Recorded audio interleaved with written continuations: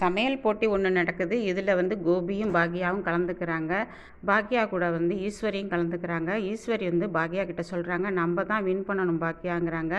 ஆனால் பாக்யா ஒன்றில் தான் வின் பண்ணாங்க. ஏன்னா வந்து இனியா வந்து இதுக்கு பர்த்டே பார்ட்டிக்கு அனுப்பியிருந்தாங்க. அந்த இனியா வந்து அங்கே என்ன பண்ணிடுச்சு, அம்மா கிட்ட போய் சொல்லிட்டு பர்த்டே பார்ட்டின்னு சொல்லிட்டு ஹோட்டல்லாம் போய் ஆடிக்கிட்டு நிற்கிது, டான்ஸ் ஆடிக்கிட்டு நிற்கிது. இது தெரியாமல் பாக்யா வந்து ரொம்ப கஷ்டத்துலேயும் கவலையிலையும் என்ன பண்ணாலோ ஏது பண்ணாலோ அப்படியே வந்து நினச்சிக்கிட்டே இருக்கிறாங்க. அதனால் கோட்டை விட்டுறாங்க. இதில் வந்து அவர் என்ன பண்ணிடுறாரு, கோபி ஜெயிச்சிடுறாரு.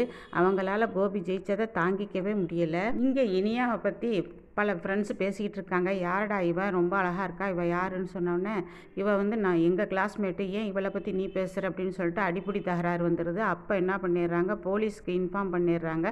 அந்த ஹோட்டலில் உள்ளவங்க அவங்க என்ன பண்ணிடுறாங்க, இனியாவையும் சேர்த்து அழைச்சிட்டு போயிடுறாங்க.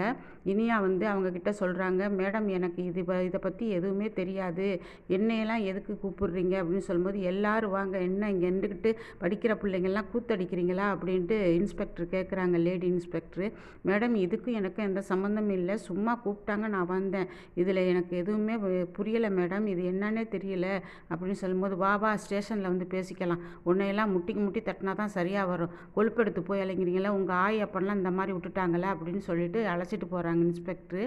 இங்கே பாக்யா வந்து திருப்பி ஃபோன் அடிச்சுக்கிட்டே இருக்காங்க இனியாவுக்கு. இனியா எடுக்கவே இல்லை. இப்போது ஒன்று புரியுது, அன்னைக்கு வந்து என்ன சொன்னாங்க, ராதிகா என்ன சொன்னாங்க, என் பிள்ளைய நீங்கள் வந்து போலீஸ் ஸ்டேஷன் கோர்ட்டு இது வரைக்கும் ஒரு சின்ன பிள்ளைய அலைய வச்சுட்டீங்க, இந்த நிலமை உங்களுக்கு ஒரு நாள் வரும், அப்போ நீங்கள் கலங்குவீங்க பாருங்கள், அப்போ தான் நீங்கள் என்னை நினச்சி பார்ப்பீங்க அப்படின்னு ராதிகா சொன்னாங்க. இப்போ அதே நிலைமை பாக்யாவுக்கு வந்துருச்சு.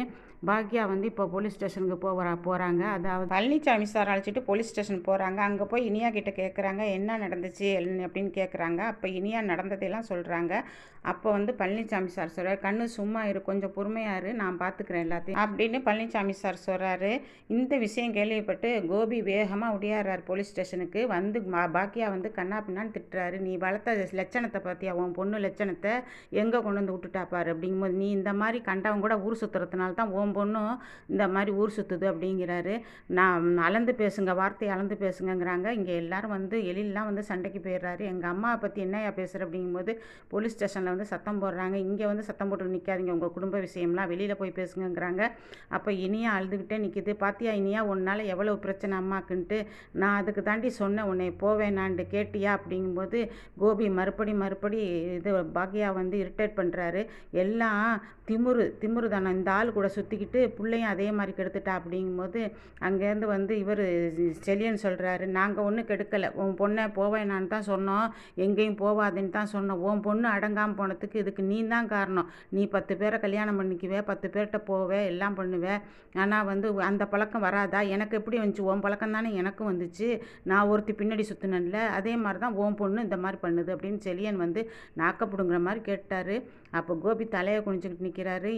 பாக்யா உடனே இனியா கிட்ட சொல்கிறாங்க, என்ன நடந்துச்சுன்னு சொல்லி இனியா அப்படிங்கும்போது எல்லாத்தையும் சொல்கிறாங்க. சொல்லும்போது போலீஸ் ஸ்டேஷனில் போய் அதாவது பாக்யா வந்து இன்ஸ்பெக்டர் கிட்ட பேசுகிறாங்க, என்னென்ன நடந்துச்சுன்னு சொல்கிறாங்க. ஏம்மா கொஞ்சம் பொறுங்கம்மா, விசாரிச்சுக்கிட்டு தானே இருக்கிறோம் அப்படின்னு சொல்கிறாங்க இன்ஸ்பெக்டரும். சரிங்க மேடம்னு சொல்லிட்டு வெளியில் வந்து நிற்கிறாங்க. அப்போ வந்து முறைக்கிறார் கோபி. அப்போ ஈஸ்வரி சொல்கிறாங்க, எங்கள் பிள்ளைய பார்த்துக்கிறதுக்கு எங்களுக்கு தெரியும், நீ வேலையை பார்த்துக்கிட்டு போ, உனக்கு என்ன வேலையை அதை